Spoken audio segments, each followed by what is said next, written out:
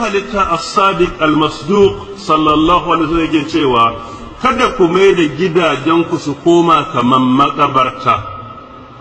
Ku sani cewa dukkan gidan da ake tilawan suratul baqara a cikinsa ake karantawa to shedan na gudu a gidan, shedan bai iya zama. Shedan da ke hana ka bautan Allah yake shiga jikin ƴaƴanka, yake shiga hatta jikin matanka, a ce wancan shedan ya buge ta, yake kawo sabani tsakanin maza da mata da yawa, ya ma hana zaman aure.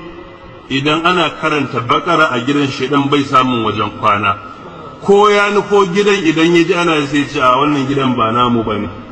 Amma gidan da ba a tilawan bakara ciki to shedan idan ya zo wajen har ɗaki yana samu, ya ware ɗakin sai ware kwanan sai ware ban ɗakinsa.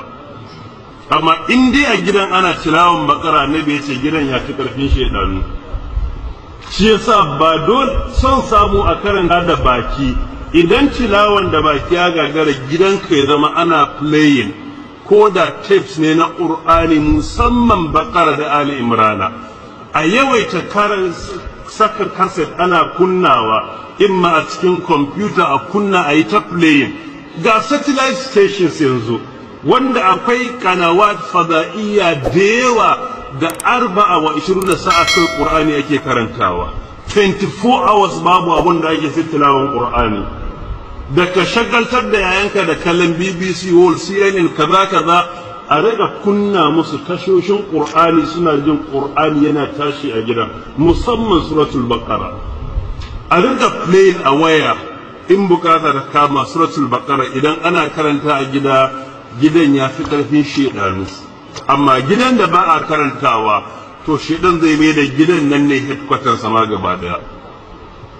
Shi za ga duk gidan da ba a karanta bakara a ciki, ba a kunna kasa gidan nan baya rabuwa da ka ce na shigo na ji tsoro, a'a na ji ana kiran suna na a gida, a'a na ji kaman an dan burge ni, a'a na ga wani fari duhu ya wulga ta can wurin. Haka za ka tafa ma saboda gidan babu Qur'ani. Yara ba abin da suke ji sai kiɗa da shedanci, dole shedanu su ishi mutane a gidajen. Amma ina za a ga wani duhu ya wulga ana bakar, ba wani duhun da zai wulga, ba za ka ji wani ana kiran ka ba mai kiran ka ba. In ma ana tilawan bakara ko ka ji an kira ka sai dai mala'ikar rahama ya zo ya kira ka, amma shi dan ba zai kira ka ba saboda ku yanzu na mala'iku ne. Shi sa mu rika sa gidanmu ya saba da jin tilawan Qur'ani, kuma sanya tilawa sai kuma kiyaye haƙƙin makwabta. Idan ka kunna ka sa yadda zai iya wadatan gidan ba zai cutar da makwabta ba, ko da ko makwabtan musulmai ne, maybe kai lokacin da kake son jin Qur'ani shi kuma lokacin baccinsa kenan. So da ya dace ka kiyaye haƙƙinsa. Yana da kyau idan za a yi a ga kiyaye haƙƙin makwabta. Ku danna subscribe domin samun sababbin shirye-shiryenmu cikin sauƙi.